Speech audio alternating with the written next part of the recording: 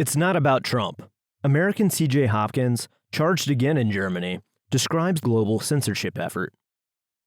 Acquitted on German hate speech charges in January, American playwright C.J. Hopkins is being charged again for the same offense. He has a scary message for Americans. The German people are famous for putting everything in print, even things they shouldn't, and in this instance at least, American playwright and author C.J. Hopkins is glad. The irony, he says, laughing. The Germans, always documenting everything. In a letter from the Berlin prosecutor's file on Hopkins, the Bundeskriminalamt, BKE, analogous to our FBI, acknowledges receipt of a document from a government office describing an effort to have tweets deleted. The Hessen gegen Hetz reporting office, the highlighted portion reads, has already initiated measures to delete the relevant post on the social network. Hopkins reached out to me after listening in disgust to the Murthy v. Missouri Supreme Court hearing Monday. Standing was a big issue. Our government said plaintiffs like Drs. Jay Bhattacharya and Aaron Khariati lacked a definite proof that the government was responsible for suppressing their speech. No such issue exists in CJ's case, as you can see.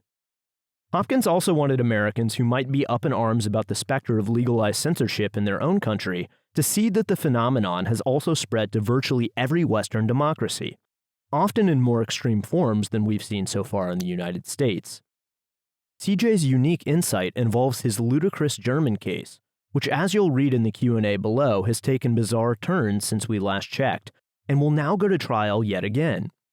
As an expat following the American situation from afar, he's seen how the authoritarian tide is rising in similar or worse ways all around the globe. Hopkins is facing the business end of the German version, among the worst. As detailed last June, he was charged with disseminating propaganda, the contents of which are intended to further the aims of a former National Socialist organization. The crime? Using a barely detectable swastika in the cover image of his book, The Rise of the New Normal Reich. Far from furthering the aims of Nazism, he was criticizing them by comparing Nazi methods and laws to those of modern health authorities. Hopkins went to trial in January and delivered an impassioned plea to the court. Every journalist that has covered my case, everyone in this courtroom, understands what this prosecution is actually about, he said. It has nothing to do with punishing people who actually disseminate pro-Nazi propaganda. It is about punishing dissent and making an example of dissidents in order to intimidate others into silence. Though the judge was clearly not a fan of Hopkins, a courtroom account by Aya Velasquez, which I recommend reading, described how the judge said CJ's statements were ideological drivel, just not punishable by law. He won on the law. After acquittal, he was made aware that technically the case wasn't over, because thanks to a quirk of German jurisprudence, the prosecutor had a week to file an appeal. Hopkins was unconcerned. I doubt he will refile. He made a total fool of himself in front of a large audience yesterday, he wrote. I can't imagine that he will want to do that again. Bzzzt, wrong. The prosecutor refiled charges. The prosecutorial theory in the Hopkins case was based on a bizarre interpretation of hate crime, essentially asserting that if you have to think about an image to realize it's satire, it can't be allowed. If that idea spreads, it would make comedy or even sharp commentary impossible. This is why his indictment and the similar investigation of Roger Waters are really serious moments. Not to be heavy-handed, but eliminating the loophole for satire or mockery is exactly what Waters meant by another brick in the wall. Before you know it, it'll be too high to see over. Taibbi, you got charged again? Hopkins, no, I got acquitted. I went to trial on the 23rd of January, and I wrote this up, and I'll send it to you so you can just look over the whole count. But at the trial, I made a big aggressive statement that people republished all over the place. The judge acquitted me, and then called me all kinds of names, and then put on her COVID mask and stalked out of the courtroom. She called me a Schwurbler, which in German is kind of an idiot, I guess a babbler or someone. Anyway, I read that statement, which pissed them all off, but she said, okay, you're an idiot, but that's not against the law, so you're acquitted. So I thought, great, this is over, I'm acquitted. The prosecutor had no case whatsoever, and it was really embarrassing, and I figured it was all done. But my attorney reminded me, oh no, the prosecutor can appeal, which he did. So now I'm facing another trial in appeals court. It's not new charges. It's the same charge. But the prosecutor's appeal of my acquittal. Taibbi. The double jeopardy thing isn't big in Germany, I take it. Hopkins. No. Taibbi. Are they going to make a different argument? Hopkins.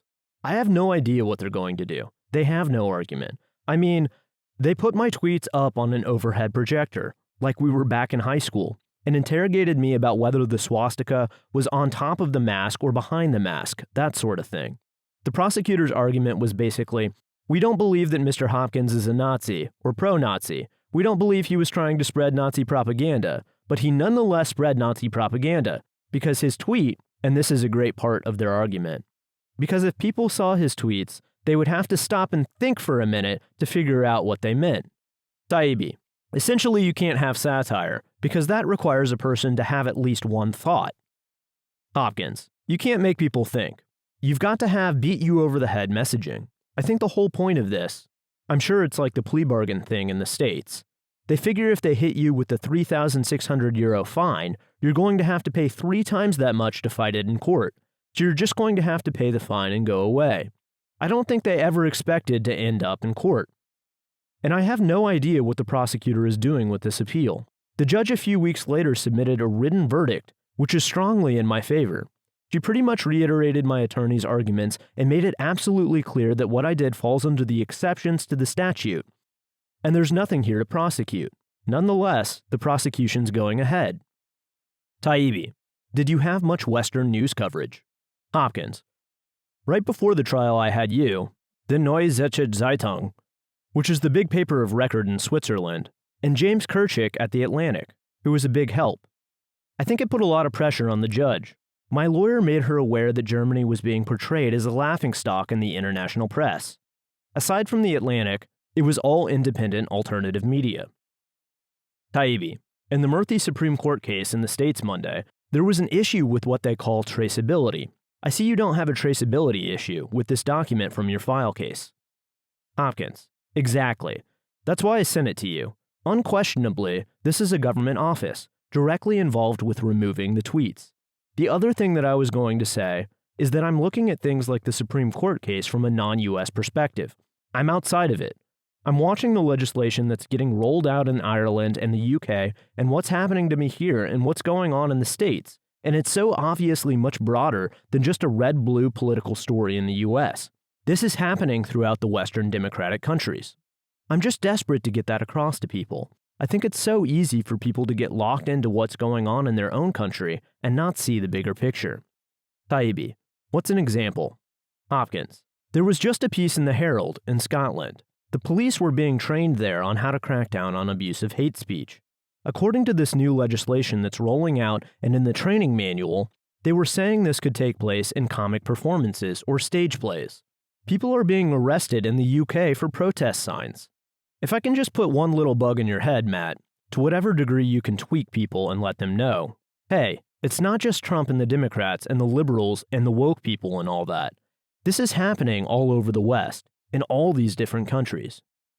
I think that's one thing that my case does. It provides folks with an opportunity to remind them that this is happening all over. The old rules don't apply. Taibbi, good luck with your case. Hopkins, take care. Thanks for listening to the audio version of this article. For more, visit racket.news.